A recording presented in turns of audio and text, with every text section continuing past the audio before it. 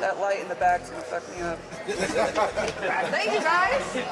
I'll send it to you. All right, let's address it straight up. The elephant in the room.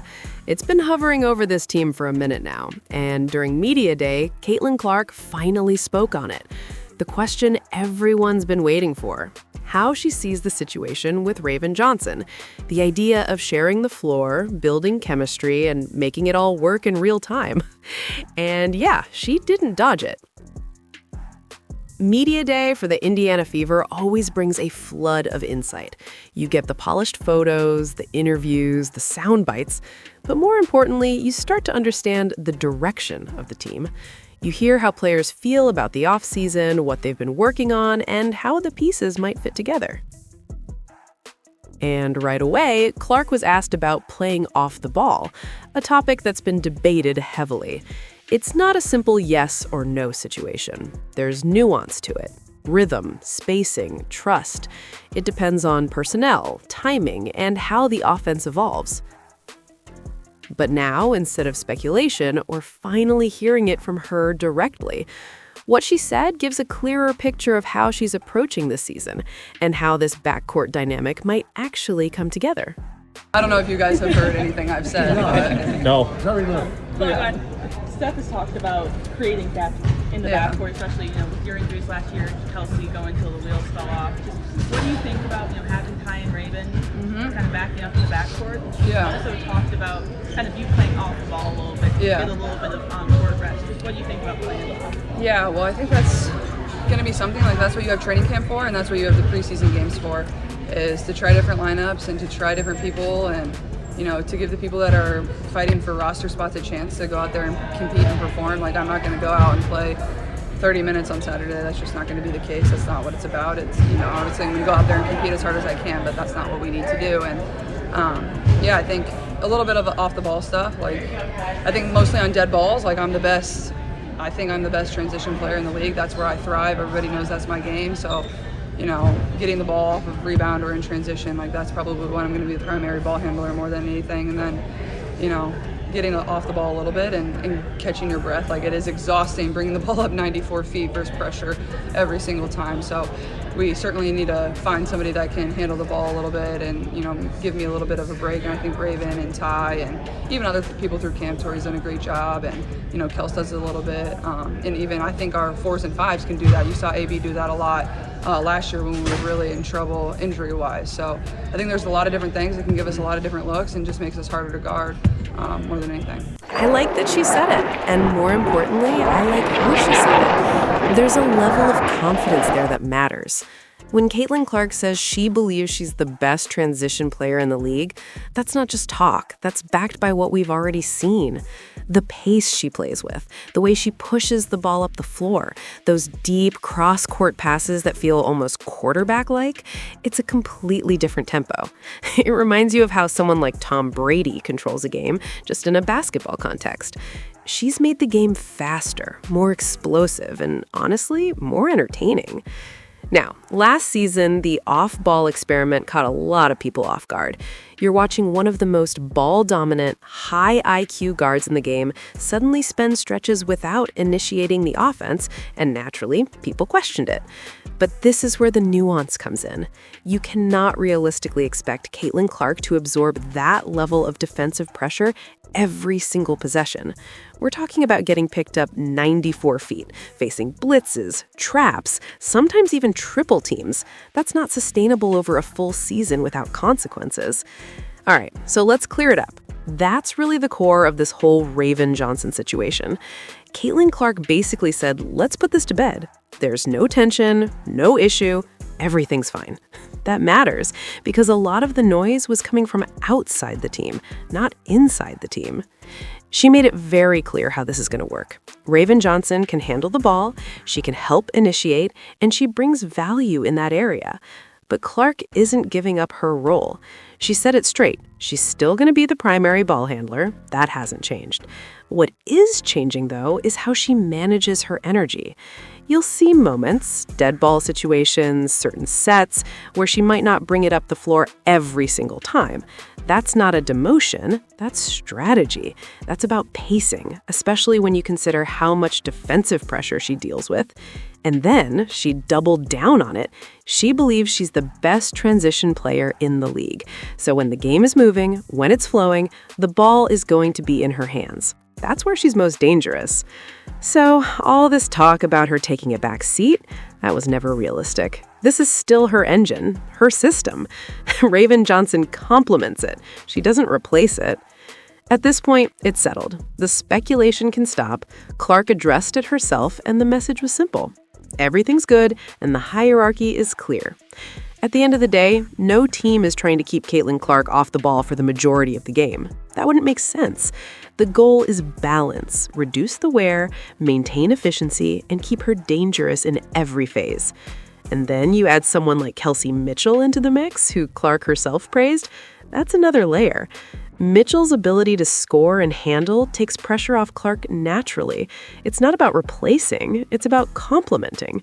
And if that balance clicks, this offense could be a real problem. Caitlin, when it comes to Kelsey, a player like that who is so selfless, doesn't ask for anything, but will give everything, what perspective have you gained being a teammate of hers? You all try to win a championship and deliver on those types of things. I mean, obviously somebody that's been here, I think she's going into her 9th year with this franchise, and she's seen every bit of good, bad, not as good, whatever it's been, and she's given a lot of herself. And even last year, she's literally out there until her legs didn't work anymore, and I think that's a great kind of sums up everything that she's given to this organization. But more than anything, everybody knows that she's a tremendous basketball player, but she's really cool people and just very down to earth and selfless and fun to be around and really cares about people. And I think that speaks to why she continues to sign back here is she enjoys the people that are here, and she also feels loved and cared for, and people are here to serve her as well, but she does it in return too. So just really fortunate that she's back here. I know I've said this before, but she makes my job a lot easier when you have somebody in the backcourt like that. I mean, I don't think there's nobody better in the league for me to play with, so just really fortunate and lucky. And there was also another cute aspect of the interview where she came off as very human, very relatable, and she asked the media if she could actually take a photo of them. This is from 1990s. All right, if some of you don't make it, don't be mad at me. They're not going to bite. Expects to be an escape room. Hold on, it's got flash. Let me do one more. That light in the back.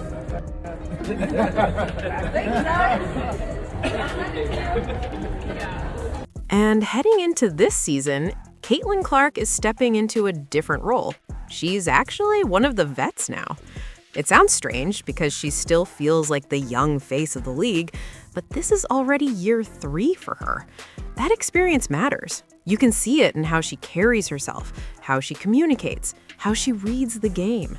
And Raven Johnson even spoke about it, how Clark has already been helping her, guiding her through things, sharing little details that don't always show up on film.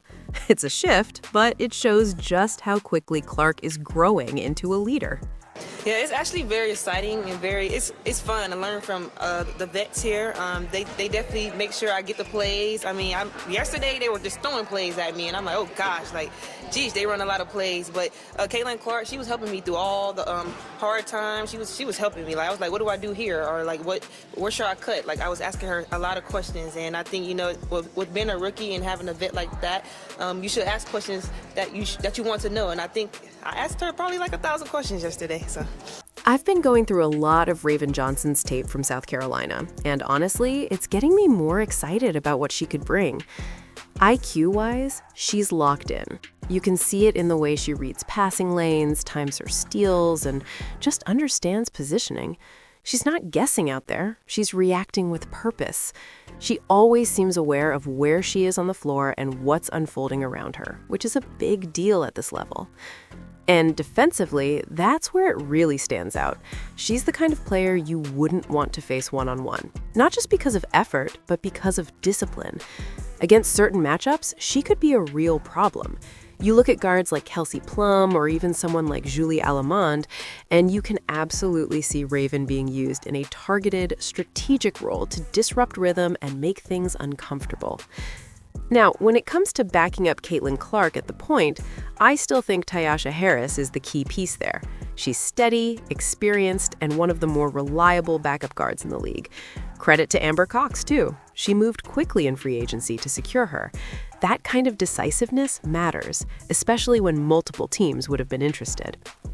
Figure out what you needed to do. Yeah, I was just speaking with my agent the entire time. He kept it pretty simple and pretty easy. He mapped out everything, and Indiana came out of nowhere, honestly. It wasn't even in my head, and they contacted my agent, and then the next day I had a workout, and she was like, Amber, she was like, do you want to come up here? And I'm like, well, I have workouts, but I can move it around for you. And she was like, oh, don't worry, like, she'll come to the workout. And literally the next morning she came to the workout, she liked what she saw, and she was like, let's get this happening. Sophie Cunningham also had a really solid interview, and it's worth mentioning because of all the noise around her recently. There was that report floating around saying she wasn't happy with her contract, but honestly, that felt like something taken out of context, especially the way social media tends to run with things. What stood out more was what she said about the roster construction. She gave real insight into how chaotic this offseason actually was. The timeline was tight, decisions had to be made fast, and there wasn't a lot of room to sit and evaluate options. Even Maisha Hines-Allen echoed that. Players had maybe a day or two to figure things out. So when you hear Sophie talk about it, it adds perspective. This roster didn't just come together casually, it was built under pressure. I think if everyone watches the full clip, that I'm very calm, cool, and collected. You know, I think sports and media in general, we need more honesty. We love clickbait. I know that's what pays the bills and whatnot, but I think that's something that I'm going to bring to the broadcasting space is just honesty, authentic stories. That's what people love. That's what people cling on to. And so I've been on both sides of media, positive and negative, and I want to be someone who brings smiles, who brings positivity, and so I really hope that I can bring that to the broadcasting space. I think if you have conversations with your friends and do all that, of course anyone can clip a little something and it can just blow up and be not what you meant at all. And so I think as much negativity as I got on that, so many people are like, hey, we love the authenticity, we love the honesty, we think that more players should speak like that. And so for me, it just opened up a different perspective of, hey, I want to tell people stories and I want it to be positive. So yeah, a lot is riding on this season for the Indiana Fever. Not just in terms of wins and losses, but in shaping what this team is going to look like moving forward. The decisions they make, the chemistry they build, the roles that solidify, it's all going to impact next year in a big way. But at the same time, there's something really positive here. It genuinely feels like this locker room is becoming a special environment. You don't get this many players wanting to return or buy in unless something is working behind the scenes. That kind of culture, that's what turns potential into something real. My decision, like, what becomes like the main thing? Winning. Being able to play with Caitlin Clark, I think that was a huge eye-opening. Like, I had the opportunity to play with one of the greatest players that's ever going to play the game of basketball. So for me, once I also heard that, like, oh, she really wants me here too, I was like, oh, well, let's get it done then. There's no questions about it. So, and honestly, I really hope we see that jump this season. There's been so many interviews coming out, and it's actually worth sitting down and watching them because each one gives you a slightly different angle. Different players, different perspectives, but they all connect. You start to see the vision, what this team wants to be, how they're thinking, and even little personality moments that make the group feel more real. But let's be real for a second. The main engine is ready. Caitlin Clark is ready. She's put the work in, she's gone through the grind, and now she's coming back sharper. If you want to use an analogy, she's like a Ferrari that's been in the shop all offseason. Not because it was broken, but because it was getting upgraded. New tweaks, better performance, everything fine-tuned. Now it's back out, and it's not just cruising, it's ready to open up on the highway. Ready to show speed, control, and remind everyone exactly what it is. Other teams might look solid, might look polished, but there's a difference when that kind of engine gets going. So yeah, this season, it feels like something's building. Drop your thoughts below. Curious to hear where you think this team is headed.